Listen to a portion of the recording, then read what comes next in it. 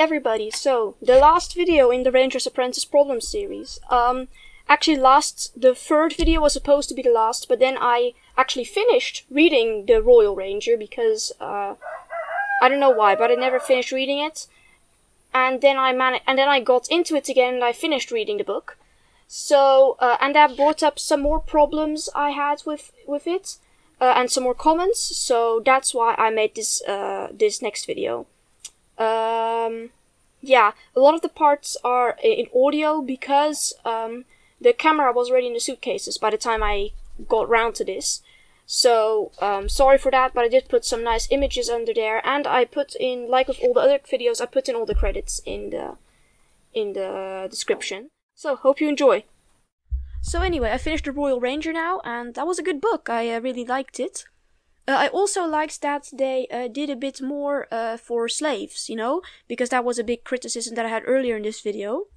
I still think that it's not the problem I said was a problem, you know, because now they're stopping people who are making slaves in Araluen, which is great because, like, that is sick what those people in the book were doing. But they still weren't doing anything for the slaves that were still stuck in Scandia. Oh, that sounded nice. Anyway, but it was good that they put a bit more attention on it. Another problem was what I already mentioned, the thing with Maddie being disowned. Later, when she has, you know, proven her worth as a ranger and stuff like that, she gets this pamphlet back where it says, hey, you're a princess again. I thought this was very shallow, and it gave me a bit of Avatar The Last Airbender vibes. You know, okay, spoiler alert, but anyway, you know, where Zuko is told, you have got to go out into the world and capture the Avatar, and only then you can come back and I'll restore your honor. Well, okay, I'm sorry for, comparing Horus and Cassandra to Ozai, but it did have the same vibes, you know, you're misbehaving, I'm gonna send you away and disown you, basically dishonor you, and then once you've proven your worth as a ranger, here you go, you've got it back, you're our daughter again. And I know it's not really that way, and it was a coincidence that she happened to have this big slaver ring, and even if she hadn't done that, they probably would have given it back at the end of the year, but it just rubs me the wrong way, you know? It's just, you shouldn't have to prove that you're worth being your parents' child. And I know it's not proving that you're worth their love, because Horus and Cassandra still loved her, but it does feel like that. And I feel that in a relationship, that shouldn't be the case. And I also know that it was actually her royal status that was being given back, you know? You have to prove that you're worth being a royal. Still, they literally said you're not our daughter anymore, and then at the end of the book they're like, hey, you did well. You're our daughter again. I know it was about the royal status, and that she was misbehaving, and that she was supposed to behave like a princess, but it just gave me very bad vibes. Another problem is, you know, at the end of book 1, all the way back at the beginning, Will is in some spot where they're like, hey, you can be a knight or you can be a ranger, which one do you want to be? And he is like, I want to be a knight. He's like, I want to be a ranger. And everybody's really like, wow, that is weird. And that's, you know, where it starts. We rangers are different than other people. And I'm like, excuse me? You know, how many boys would rather be a ranger than a knight? I mean, if I were a boy, I'd probably rather be a ranger than a knight, because all these knights, all they get to do is listen to orders and then smash somebody's head in with a club. And then also nearly get killed. And I mean, for some boys, that is totally cool, and I respect that if you're the kind of boy that is just like, yeah, just send me at him, you know, whatever, that's cool, that's just your type of fighting.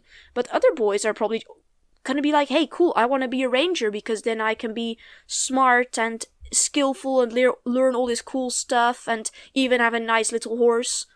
That's even better than the night horses, by the way, so that's where I already was like, no, rangers aren't that different. I mean, who wouldn't want to be a ranger? And in this case, too, they're like, hey, Maddie, want to be a princess again? She's like, you know what? No, I want to be a ranger, that's cool. And everybody's like, why would she ever do that? And then the reaction is literally, yeah, I told you rangers are different from other people. Bro, no. If I was given the choice between being, you know, a princess stuck in a castle and having assassination attempts, aimed at me because I just happen to be important, and then having to rule an entire country, and And being a ranger, well, sure, I've got assassination attempts aimed at me, but that's because I've done something cool, and I get to do something, and I get to be, heroic and stuff. I choose the ranger every single time. It's not that special, It isn't like Maddie made some really weird choice. Just ask any girl, you want to be a princess or a ranger? I mean, if they've read the series. I'm pretty sure most people would say they want to be a ranger. So, that's another big thing of we rangers, we're so different from other people. No, you're not. No, you're not. Everybody wants to be a ranger. Don't flatter yourself. You're nothing special. Just because, after that, they get this special, that they learn different stuff and everything. But the whole, we're different from other people thing? Yeah, you're different in that you're haughty and think you're some kind of God-sent gift from up above. No, you're just normal people, and everybody would want to be like you, but they're just too poor to ever come in contact with any rangers, other than that the rangers are telling them what to do. So, yeah. Lastly, this is not really a big criticism, but what I would have liked to see, well, actually, this is a big criticism. Lastly, this is a massive spoiler. In the Royal Ranger, Alice has been killed. Well, not really killed. This dude sets this inn on fire, which is obviously a very rude thing to do, let's just say it that way. And then there's this kid stuck inside, and Alice goes and saves the child, but the child has been saved, but before she can jump out of the building collapses on her, and it's game over. And Will obviously has been having this very hard time with that, and having Maddie as his apprentice is basically also a way to get him back on track.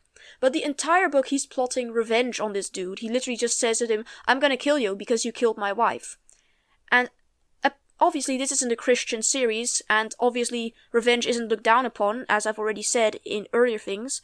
But the entire book we are being, sent toward this point where we find out, Will is going to have to choose between taking revenge or not taking revenge, And then in the end, the dude dies anyway, without Will doing anything about it. He dies accidentally. Like, what is that? Are you gonna tell us whether Will was going to, do this really bad thing actually by committing suicide? Are you gonna tell us whether Will was gonna do this bad thing by taking revenge or not?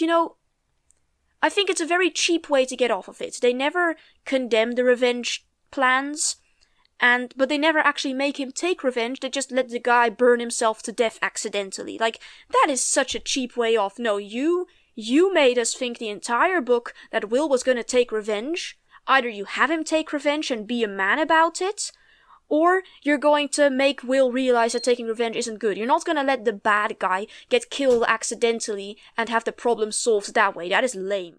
So, yeah, I'm gonna be honest, I still love these books and I still read them with lots of pleasure. But I do believe there's quite a lot of issues with it. And that you should be careful, because the author quite clearly, every single time the Rangers does something, the author quite clearly just wants you to be like, okay, that's cool they did that, and just read on without thinking about it. We're just expected to think everything they do is okay, and that's not a good idea. You shouldn't ever do that when you read a book, actually. I mean, if you read a book, don't just be like, okay, that happened, cool, it's okay. No, just think about what happened, was this okay? So, yeah, I'm still gonna read these books, but I do realize they have issues, and we need to realize that about a lot of books. Your favorite book, it probably has issues, and it's not okay if you just ignore them, because you're not gonna learn how to realize when something is wrong with. You need to realize when something is wrong with a book or a movie, because if you manage to realize what is wrong, you don't get into your head that it's right. Because, for example, in the beginning when I read these books, and I thought about, for example, the farmers, I laughed with the book, like, oh yeah, they're so stupid. But now I think about it, and I'm like, no, that's wrong to laugh about them.